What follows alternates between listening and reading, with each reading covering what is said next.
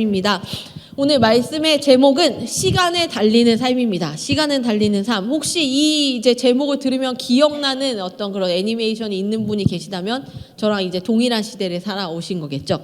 애니메이션 영화를 제가 자주 보는 편은 아닌데 제가 꽤 오랫동안 기억에 나는 그러한 애니메이션이 있습니다. 왜냐하면 이제 무려 3번을 열심히 처음부터 끝까지 스킵하지 않고 봤기 때문인데요. 제목이 바로 시간에 달리는 소녀라는 애니메이션입니다. 이렇게 이제 어떤 한 소녀가 교복을 입고 하늘을 이렇게 나는 것 같은 포스터를 혹시 보신 기억이 있는지 모르겠는데 그 바로 영화입니다. 마지막 장면을 보면은 항상 이 3번에 다 똑같이 펑펑 울었어요. 주책이죠. 펑펑 울었습니다. 처음 2번, 3번 봐도 똑같이 울었어요. 그리고 제가 이 설교를 준비하면서 한번 다시 이렇게 여러 가지 그 편집된 영상들을 보는데도 또 혼자서 눈물을 지으면서 역시 명장면이야 막 이러면서 울었는데요. 그 마지막 장면에 남자 주인공이 여자 주인공 귀에 대고 이렇게 말해요. 미래에서 기다릴게. 막 이렇게 하면서 이야기를 합니다. 오그라드나요? 근데 굉장히 슬프다고요. 이 미래에서 기다린다라는 거예요. 그리고서는 이제 그가 갑니다. 이 이제 애니메이션의 주요 소재는 타임리프예요. 지금은 이제 우리나라에도 여러 가지 드라마나 영화에서 이런 시간을 오가는 거, 뭐 이런 내용들이 꽤 많이 이제 다루어졌지만 제 기억에 아마 이 애니메이션이 있을 때쯤에는 타임리프 뭐 이렇게 시간을 이동하는 어떤 느낌의 이 컨텐츠는 이게 저는 처음이었던 것 같아요. 이걸 보면서 와, 시간을 오간다고? 막 이런 생각을 하니까요. 거기에서 여자 주인공이 이 타임리프라는 어떤 이 능력이 자기에게 있다는 것을 이제 발견하고 그 능력을 열심히 쓰거든요. 그러니까 처음에는 이렇게 이제 자기를 위해서 씁니다. 뭐 지각을 하게 되고 갑작스럽게 지각한 날에 쪽지 시험 보고 막 이러면서 혼나고 이러니까 이걸 내가 타임리프로 돌리자 해서 지각하지 않고 이미 쪽지 시험의 답을 알고 있으니까 시험도 잘 보고요. 뭐 이렇게 쓰는 거죠. 근데 이제 그러다가 점점 이제 누군가를 위해서 사용하기 시작해요. 뭐 친구들을 위해서 사용하기도 시작하고 그러면서 이 어떤 위험을 막으려고 하기도 하고 사고를 막으려고 하기 위해 이제 그 타임리프를 씁니다. 안타깝게도 이 타임리프는 횟수 제한이 있다는 걸 몰랐어요. 근데 이제 점점 이제 숫자가 줄어드는 의미를 나중에야 알았습니다. 근데 이제 보니까요. 그렇게 이제 누군가를 위험하지 않게 막으려고 다시 돌아가는 이런 행동들을 했을 때 그래도 참 놀라운 것은 이 사람이 위험하지 않게 막을 수는 있었지만 결국엔 누군가는 그 위험에 처하더라는 거예요. 그러니까 그 위험을 막으려고 한 사람이 다시 어떤 위험을 초래하는 여러 가지 현상들이 이제 나타나는 그러한 내용이에요. 그러면서 이제 이 여자 주인공이 마지막에 이제 사랑인 걸 깨달았던 그 남자 주인공을 이렇게 떠나보내는 순간에 이제 들었던 얘기가 미래에서 기다릴게 뭐 이러한 대사였습니다. 미래에서 기다린대 막 이러면서 엄청 울었거든요. 미래가 언제쯤일까? 언제 볼 수 있을까? 막 이러면서요. 그런데 이제 그때는 이런 걸 보면서 되게 감성적이었어요. 그리고 보면서 나도 뭐 저런 기능이 있다면 나도 뭘 쓸까? 뭐 이런 이제 별로 지금이라면 절대 하지 않을 그런 상상들을 해봤습니다. 근데 지금 이제 제가 나이도 먹고 또 아줌마도 되고 목사도 되고 하면서 이제 이 영상을 오랜만에 다시 보면서 느낀 것은요. 이제는 좀 다른 걸 보더라고요. 어떤 게 느꼈냐면 결국 인간은 어떠한 능력이 있다 하더라도 시간을 다룰 수 있는 존재가 아니라는 거예요. 여러분들 혹시 기억나세요? 이 중에 이제 그래도 어느 정도 1청들은 경험이 없을 수도 있는데 2청들은 다 솔직하게 경험이 있음을 고백하게 될 겁니다. 방학 숙제로 이렇게 동그란 원에 이렇게 시간표를 짜는 그런 숙제를 내줬었던 경험이 있을 거예요. 그 숙제를 해왔다면 좀 나이 먹은 거고요. 안 해봤다면 이제 좀 젊다고 할 수 있죠. 근데 그렇게 이제 동그라미 원에 뭐 잠자기, 꿈나라, 막 기상 막 이러면서 썼던 이 원에 들어가 있는 그 방학 중에 그 시간들을 우리가 실제로 방학 동안에 며칠이나 지킬 수 있습니까? 인간은요, 자기가 계획한 시간조차도 그 계획대로 살기가 어렵습니다. 아무리 계획을 잘 지키는 사람이라고 해도 어렵습니다. 그런데 이렇게 시간을 내가 다룬다는 거는 더더군다나 인간에게는 없는 능력이죠. 사람은요, 내가 지식이 생기고 능력이 있으면 모든 것을 내가 다룰 수 있고 내 뜻대로 할 수 있다고 착각합니다. 그런 것을 교만이라고 하고요. 그것을 또 우리가 더 나아가면 하나님 없이도 난 살 수 있다. 이게 바로 우리가 죄를 풀어서 설명한다면 하나님 없이도 살 수 있다. 그래서 나는 하나님이 하라는 거 안 할 거고 하나님이 하지 말라는 거 할 거다. 내 마음대로 살 거다. 이게 죄를 요약하면 죄거든요. 그러니까 이러한 교만, 뭔가 시간을 내가 다룰 수 있다, 내 마음대로 할 수 있다라는 교만함이 우리에게도 사실 있다라는 겁니다. 그러나 우리가 아무리 능력이 있다라고 해도요, 여러분들 아실 거예요. 세상 만사를 우린 절대 다룰 수가 없습니다. 왜냐하면 이 세상을 창조하신 분이 하나님이기 때문이에요. 그것은 사람에게도 마찬가지입니다. 여러분의 친구들, 여러분의 부모님, 여러분들의 연인, 누구를 막론하고 사람도요, 내가 아무리 가깝고 소중한 사람이라고 할지라도요, 그 사람도 내가 아무리 잘 알아, 내가 이 사람에 대해서 너무 잘 알아 한다고 해도요, 그 사람 내 맘대로 할 수 없습니다. 왠 줄 아세요? 그 사람이 고집이 세서요? 아니거든요. 왜냐하면요, 사람도 하나님이 창조하셨으니까요. 그래서 사람을 변화시키는 것, 사람의 삶을 이끌어가는 것도 결국엔 하나님만 하실 수가 있습니다. 죄송합니다. 우리의 능력과 지식이 그렇게 아무리 대단한 것 같아도요, 하나님이 지으신 것들을 우리가 다스릴 수 없습니다. 그렇다면 오늘 이 타임리프 얘기를 하면서 시간에 대한 얘기를 오늘 해보려고 하는데요. 시간도 봅시다. 시간도 우리의 창조물이 아닙니다. 이 시간이야말로 하나님의 전적인 소유입니다. 우리가 살고 있는 시간 한번 볼게요. 우리 오늘 며칠이죠? 2022년 1월 23일입니다. 지금 이제 몇 시죠? 2시 13분이네요. 그런데 이걸 한번 설명해 볼게요. 2022년이 언제입니까? 1월 23일이 뭐예요? 2시 13분이 뭡니까? 어떤 의미예요? 우리가 부르기 위해 명명한 시간일 뿐이지 우리는요, 그 중에 년, 월, 일 어떤 것도 정확하게 설명하기가 어려워요. 우리가 그냥 지식적으로 2022는 언제부터 계산해서 이렇게 시간이 흐른 거야 라고 말할 수는 있습니다. 그러나 그것이 우리가 진짜 안다고 할 수는 없다라는 거예요. 이 어떤 기준이 인간이 정해놓은 설명으로 설명이 될지는 모르지만 이 시간이라는 개념은요, 우리가 만들 수도 없고 만든 것도 아니라 앞으로도 다스릴 수가 없습니다. 우리가 태초에 하나님이 천지를 창조하시니라 라고 얘기할 때 그 태초도 우리는 고작 맨 처음이라는 말로밖에 설명을 못 하잖아요. 그렇게 우리는 시간을 설명할 수 없는 존재고 시간을 다룰 수 없습니다. 그래서 시간은 우리와 상관없이 흘러갑니다. 계속 갑니다. 내가 붙들 수도 없고 되돌릴 수도 없고 우리는 그저 흐르는 시간 속에 사는 겁니다. 오늘 말씀에서는요, 이 시간에 대한 얘기를 하고 있어요. 4절에서 10절 한번 다시 볼게요. 제가 한번 읽어드리겠습니다. 스스로 나타나기를 구하면서 묻혀서 일하는 사람이 없나니 이 일을 행하려 하거든 자신의 세상에 나타내소서 하니 이는 그 형제들까지도 예수를 믿지 아니함이러라. 예수께서 이르시되 내 때는 아직 이르지 아니하였거니와 너희 때는 늘 준비되어 있느니라. 세상이 너희를 미워하지 아니하되 나를 미워하나니 이는 내가 세상의 이들을 악하다고 증언함이라. 너희는 명절에 올라가라. 내 때가 아직 차지 못하였으니 나는 이 명절에 아직 올라가지 아니하노라. 이 말씀을 하시고 갈릴리에 머물러 계시니라. 때라는 단어로 시간을 표현합니다.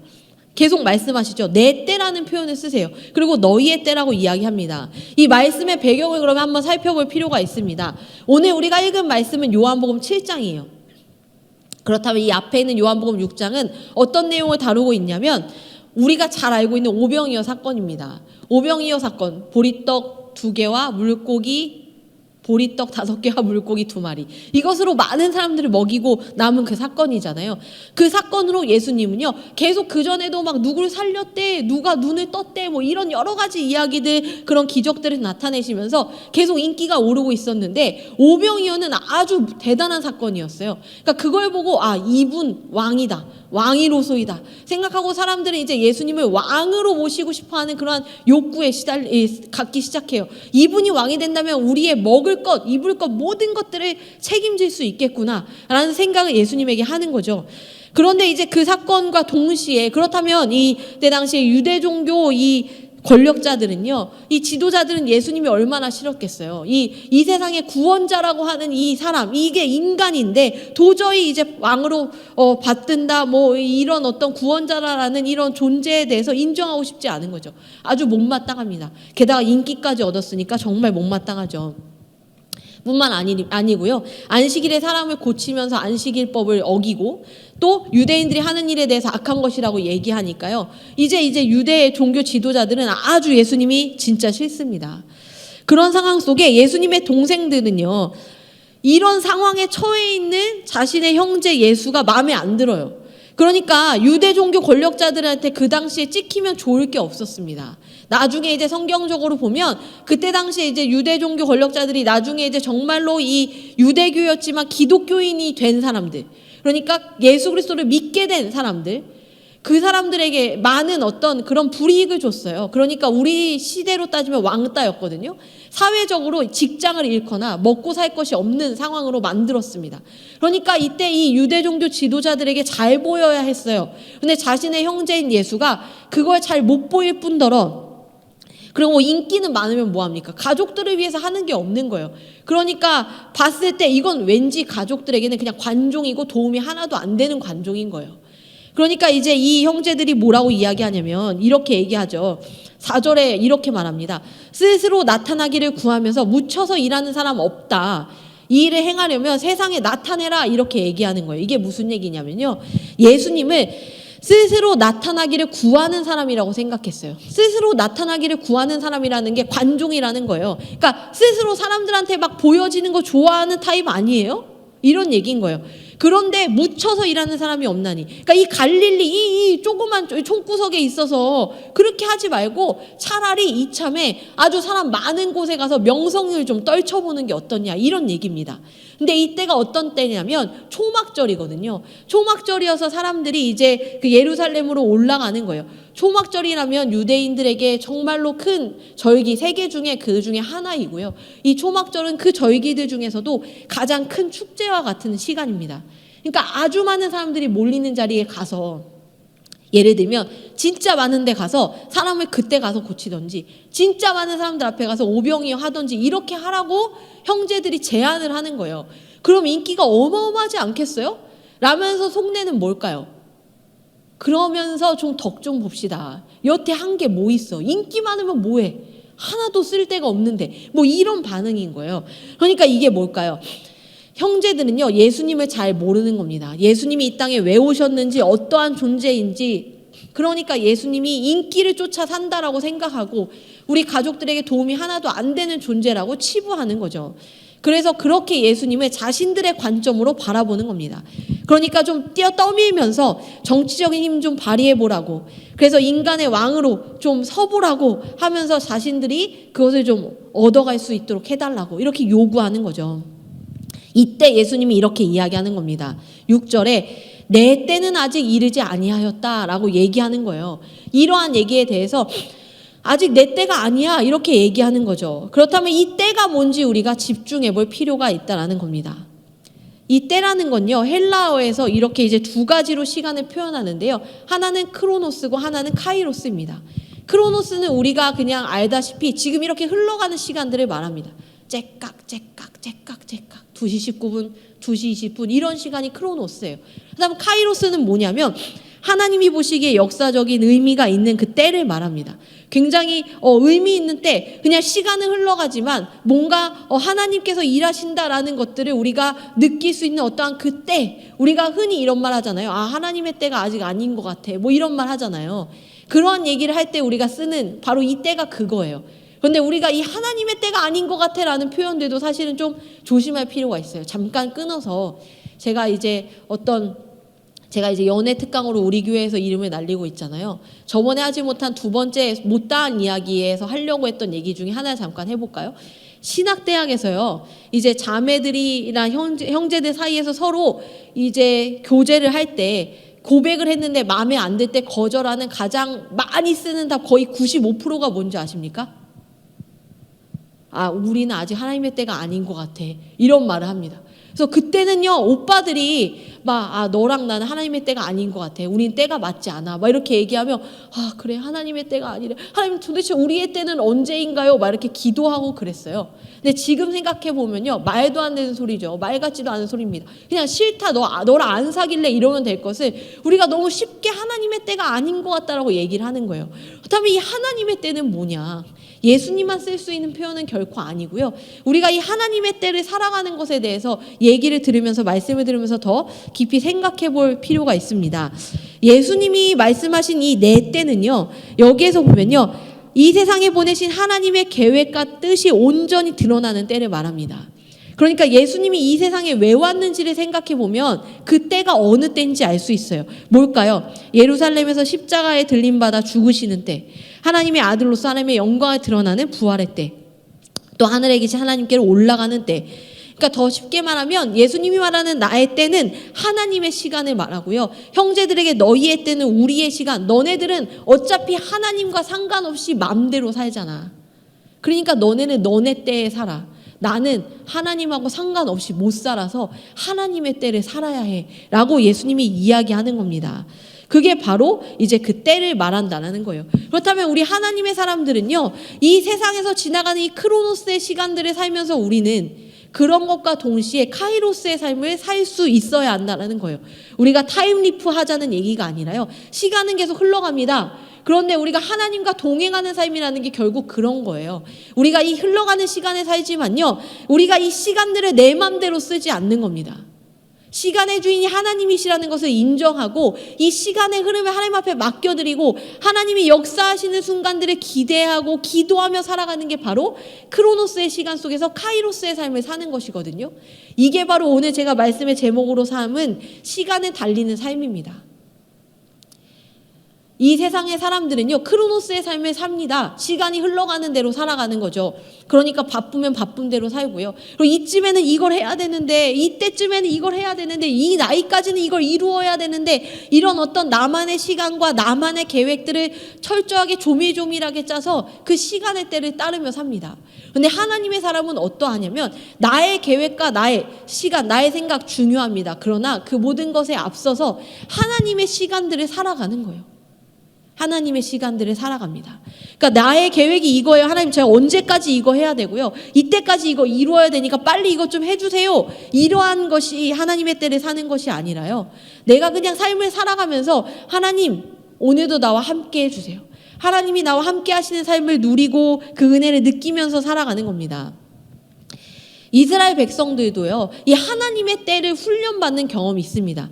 이스라엘 사람들이 그 가나안 땅으로 들어가기 전에 우리가 잘 알다시피 40년간 그 광야를 돌잖아요. 그때를 생각해 봅시다. 그때 하나님은요, 이스라엘 백성들에게 어떤 훈련을 시킨 걸까요? 하체를 튼튼하게 만들었을까요? 40년 동안 좀 하체 근육 좀 길러보지 이런 걸까요?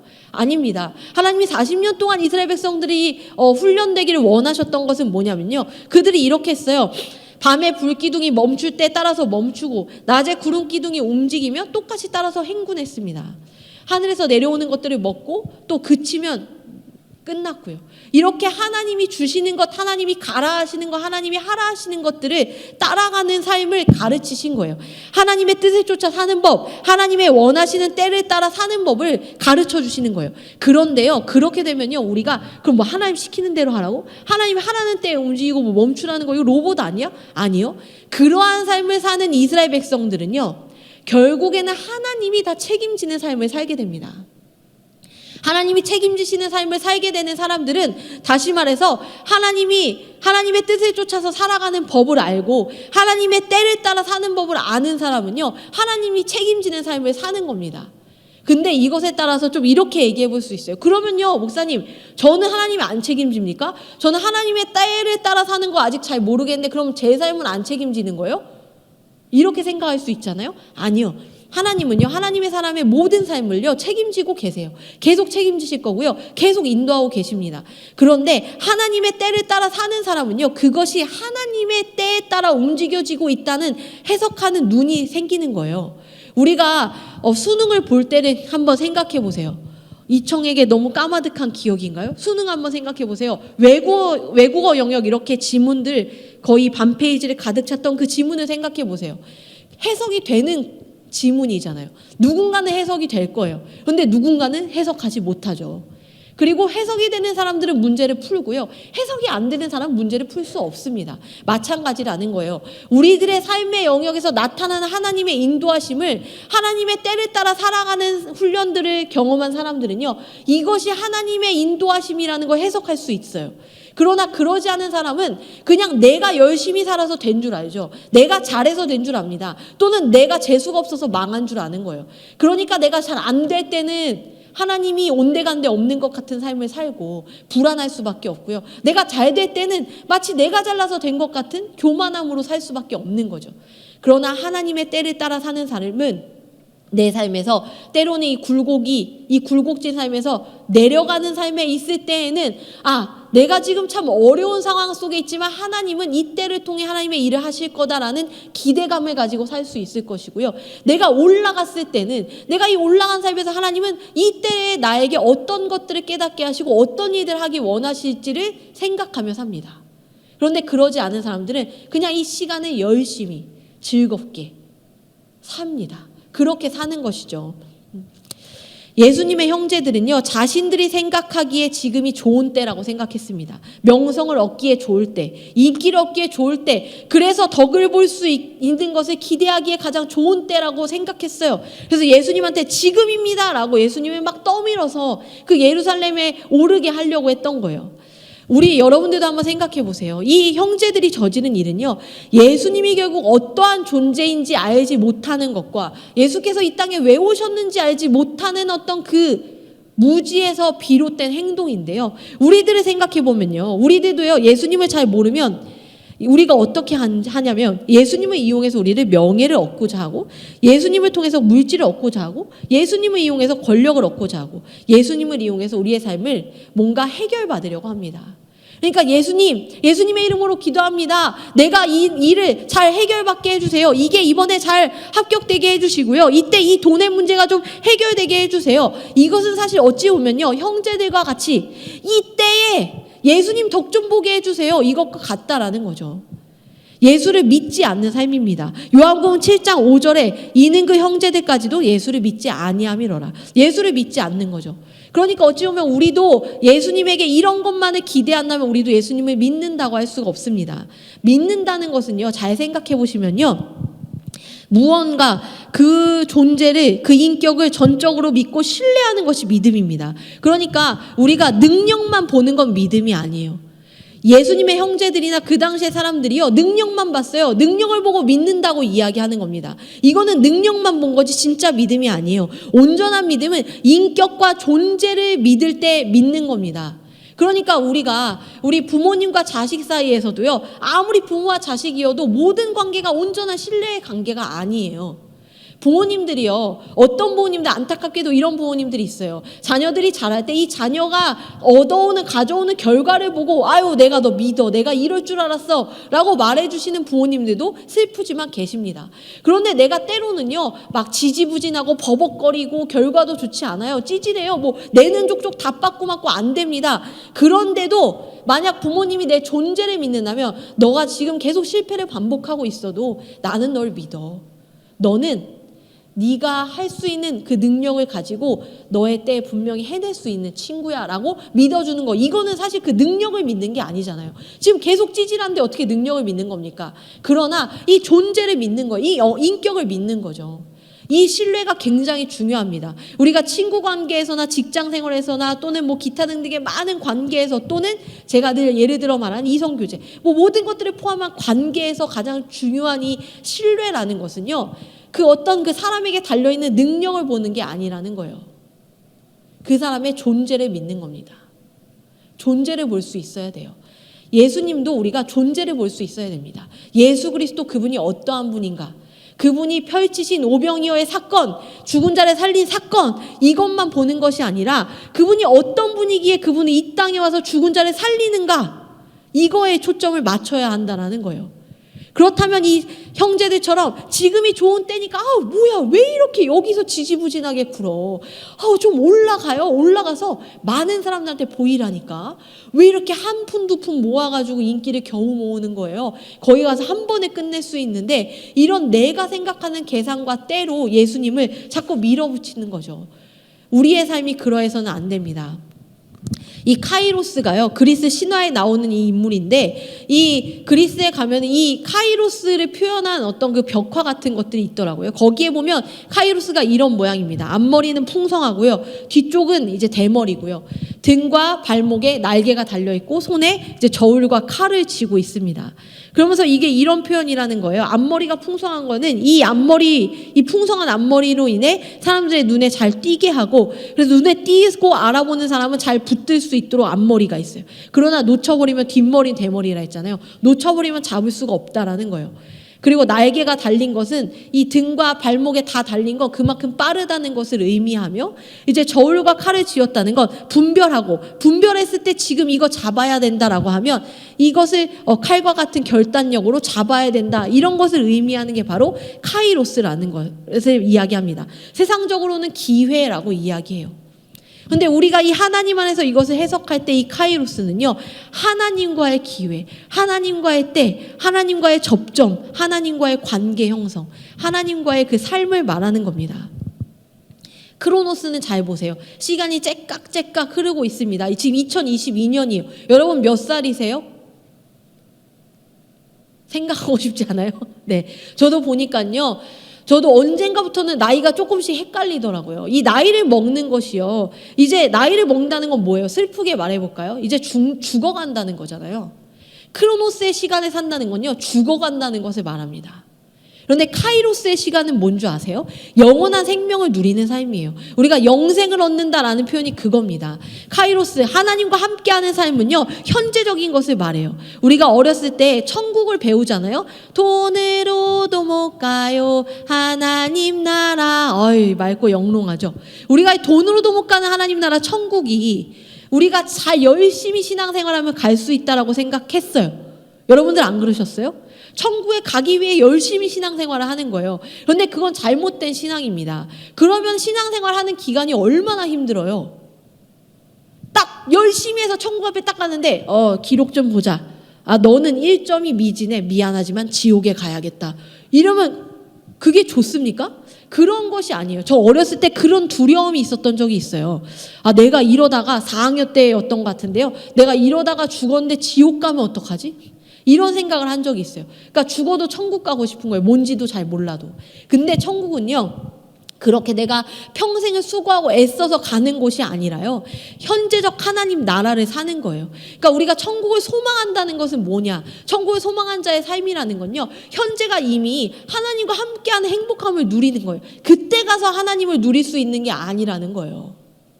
그때 가야지만 하나님을 누리는 게 아니라 지금 이미 우리 카이로스의 삶을 사는 사람들, 이 흘러가는 시간 속에 하나님과 함께하는 동행의 삶을 사는 사람들은요, 현재에도 천국을 누리는 삶을 살고 있다라는 것을 얘기하는 겁니다. 그렇다면 그런 사람은 뭐예요? 소망이 있고 평안한 사람이죠. 조급하지 않습니다. 두렵지만 소망을 가질 수 있고요. 그리고 없는 것 같으나 있는 사람이고요. 또 뭔가 불안한 듯하나 평안함을 누리는 사람입니다. 그래서 볼 때 쟤는 어떻게 저렇게 평안하지? 쟤는 왜 저렇게 걱정이 없지? 이런 어떤 카이로스의 삶을 살아가는 것, 그것을 말합니다. 요셉 얘기를 잠깐 보겠습니다. 요셉은요, 어떤 사람이에요? 요셉은 팔리는 인생을 산 사람입니다. 좋은 꿈을 꿨어요. 그리고 그 꿈을 꾸고 형들에게 막 이야기했습니다. 그리고 나서 미움을 받아서 팔려가요. 내 의지대로 되지 않고 누군가에게 팔리는 거, 내 맘대로 되지 않는 인생이 시작됐어요. 요셉은 어렸을 때만 해도요, 채색 옷을 입혔다고 했어요. 그 아버지가 많은 형제들에게 그러하지 않았지만 요셉에게 그렇게 입혔어요. 그러니까 편애를 받는다고 생각했던 형제들이 요셉을 되게 미워했는데, 요셉이 어느 날 자기가 뭔가 높임을 받는 것 같은 꿈을 꾸고 와서 형들에게 설명을 하니까 얼마나 꼴보기 싫었겠어요. 그렇게 팔리는 거예요. 그리고 나서 요셉의 인생이 막 꼬이기 시작합니다. 노예로 팔렸어요. 그래서 팔려서 이제 나는 이제 노예로 사는구나 했는데, 그래도 그 노예의 삶을 성실하게 잘 살아서 거기에서 또 노예 중에 인정받는 노예가 됩니다. 그래서 주인이 다 믿고 맡기는 노예가 됐어요. 그런데 그 주인의 아내가요, 막 꼬셔요. 요셉, 막 이렇게 하는 거예요. 그러니까 어때요? 이 꼬심에 넘어가지 않으려고 저는 그럴 수 없어요 했는데, 그곳에 기분이 상했던 이 여주인이 이제 다 뒤집어 씌워서 감옥에 넣어버립니다. 그러니까 인정받는 노예에서 다시 감옥을 살게 되는 범죄자가 됐습니다. 근데 감옥 안에서 또 어떤 일이 있었냐면, 꿈을 해석해줘요. 그러니까 이제 그 간수장이 듣고 이거 내가 꼭 기억할게. 하면서 막 너무 이제 요셉을 지켜 세웁니다. 그런데 2년 동안 또 까먹어요. 사람이란 게 내 도움을 받았지만 까먹습니다. 그리고 어느 한때에 왕의 꿈을 해석하면서 요셉이 이제 감옥을 나와서 이제 총리의 삶을 살게 되는 이러한 이야기잖아요. 요셉은요, 어찌 보면 계속 팔리고 망하고 잡혀가고 억울하고 이러한 삶을 계속 살았거든요. 그런데 성경은 요셉을 뭐라고 이야기하냐면 아이러니하게도 형통한 자라는 표현이 요셉에 대한 말씀을 설명할 때 계속 언급됩니다. 그렇다면 하나님 이렇게 계속 팔리고요, 계속 망하는데 뭐가 형통합니까? 라고 설명할 수가 있는데요. 내 맘대로 내 인생을 결정하고 내가 원하는 대로 되는 것은 하나도 없었어요. 요셉은 팔리는 인생이었지만 하나님에 의해서 사라지는 삶이었던 거예요. 그게 바로 형통입니다. 여러분들의 삶의 모습을 보시면서요, 내 삶이 너무 참 찌질하다, 무가치하다, 떳떳하지 못해, 당당하지 못해, 어디에 자랑할 게 하나도 없다라고 해도요, 요셉도 그렇잖아요. 자랑하는 것은커녕 너무나도 억울한 삶 아니겠어요? 그런데 그 가운데서 하나님에 의해서 사라지는 삶을 사는 사람이 바로 형통하다라는 것이에요. 이것은 바로요, 좋은 이 환경에 대한 문제이고 시간에 대한 문제입니다. 요셉이요, 좋은 환경에서 있지 못했다는 거예요. 너무나도 안 좋은 환경, 팔리는 인생을 살고 있었습니다. 그러면서 감옥 안에서 언제 도대체 나를 이 간수가 기억하고 꺼내줄까 기다리지 않았겠어요? 내가 언제까지 노예로 살까? 내가 언제가 돼야 날 사랑해 주셨던 아버지 품에 돌아갈 수 있을까? 그 언제가 되어야, 그 언제라는 때를 기다리며 요셉은요, 그 어려운 환경을 살아냈을 겁니다. 그런데 요셉이 왜 형통하다라고 여겨졌냐면 하나님이 그와 함께 하시는 삶을요, 살아냈어요. 신앙의 용기를 발휘한 겁니다. 신앙의 용기라는 것은 뭐냐면 우리의 환경 속에서 하나님을 믿으면서 직면하고 돌파하는 게 바로 용기인 거예요.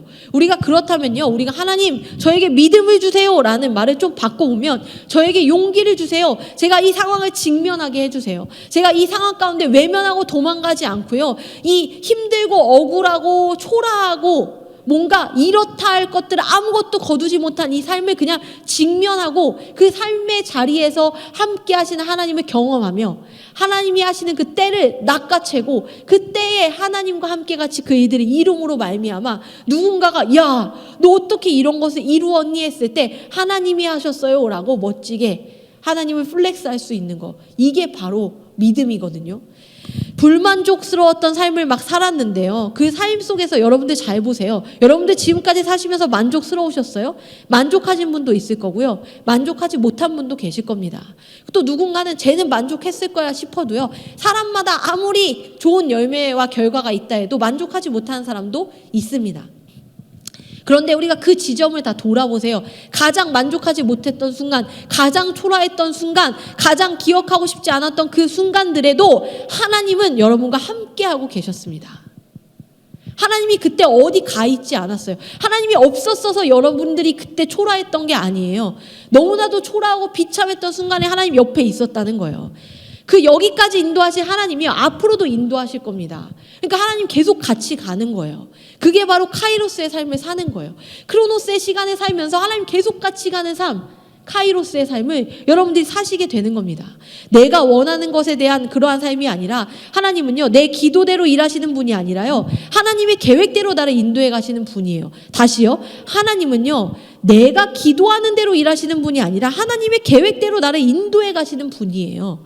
그래서 우리가 고난이니 훈련이니 이런 표현도 뭐냐면요, 하나님의 계획대로 날 인도해 가려다 보니까 때로는 내 생각과 수지가 안 맞을 때가 있거든요. 그럼 하나님이 내 기도 안 들어주신 게 아니에요. 하나님이 우리를 창조하셨잖아요. 그래서 우리가 가장 잘 사는 법을, 한 명 한 명이 가장 잘 사는 방법을 하나님이 아세요. 모두 똑같은 모양으로 사는 게 잘 사는 게 아니잖아요. 제가 잘 살 수 있는 방법과 우리 서문덕준 전사님이 잘 살 수 있는 방법이 다를 거예요. 모습이 다를 거라는 거예요.